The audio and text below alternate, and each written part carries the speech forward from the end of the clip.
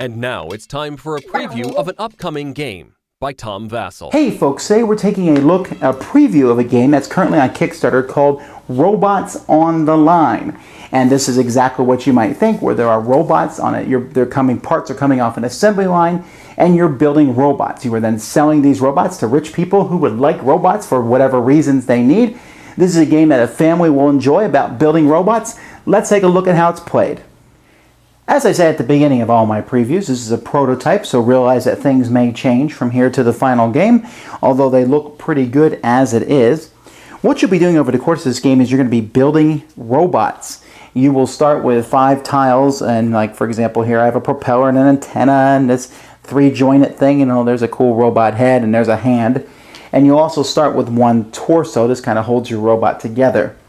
What I'm trying to do, and what players are trying to do, is sell their robots to different people.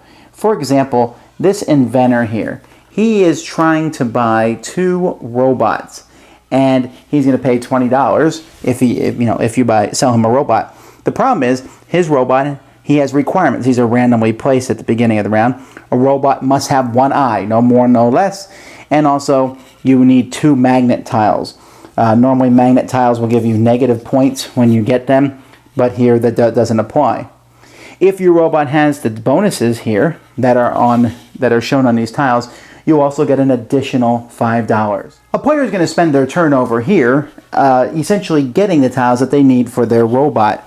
Now what players will be doing on their turn, they have different actions that they can take. One of those actions is taking a tile. They can take only 1 tile per turn and add it to their hand. They can only take it from a spot where there's an on switch. You see these 2 switches are on, these are off.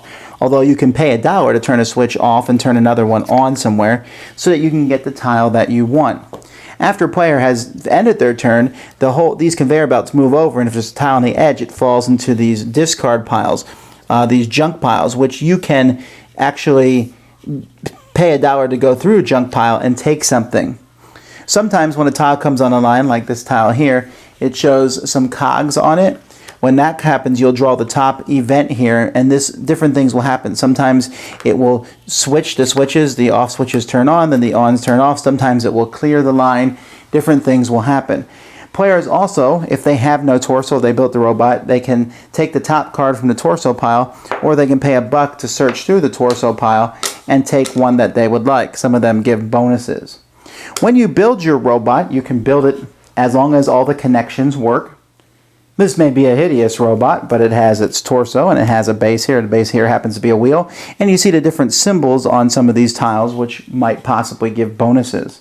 You'll notice that there's a pink thing on this arm. If you ever somehow manage to make it so that your robot has 2 of these pink connections, 2 of the special connections to each other, then you will get 4 bonus points, 2 for each tile.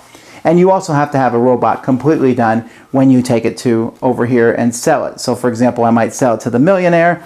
I need a long arm, so the arm has to be at least 3, and I need 2 heads, and then I'll get $10 if I have all those different bonuses on it.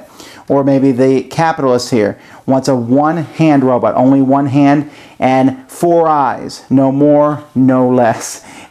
Here I need an extender tile and a tall robot. Here I need symmetry and have 2 bases. So there's different things that the different ones will have. You're also allowed to go visit the bargain hunter, sell any tile to him for $1, or in this game you can sell hands to him for 4 tiles. You can pick at the beginning of the game what kind of tiles you would like, bases or extenders, that you would like to sell to him for $4. The game will progress until one player has built 4 robots, or until all the tiles and the stacks have rolled off the end of the conveyor belt. At that point, the person with the most money is the winner of the game.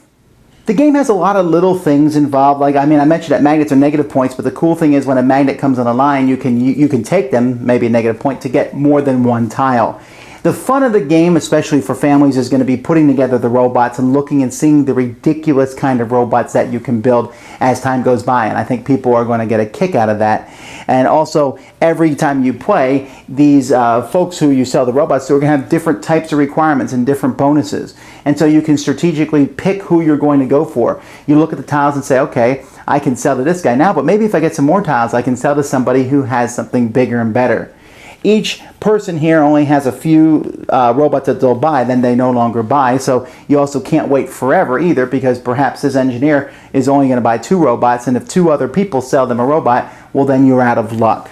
So folks, I mean, this game is going to appeal to people who like to see the actual physical putting together the robot, but there's also strategy. You know, how are you going to spend your money? Do you really want to waste money switching switches or searching through the discard pile or getting that exact torso that you need?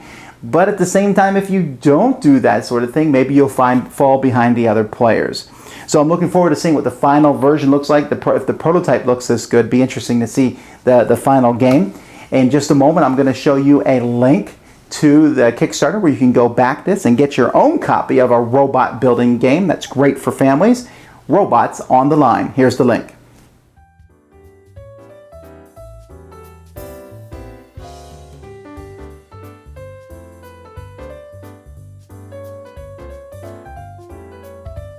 Thanks for watching our review today.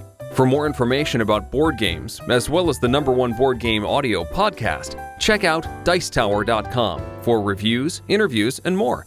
I'm Eric Summerer, and you've been watching The Dice Tower.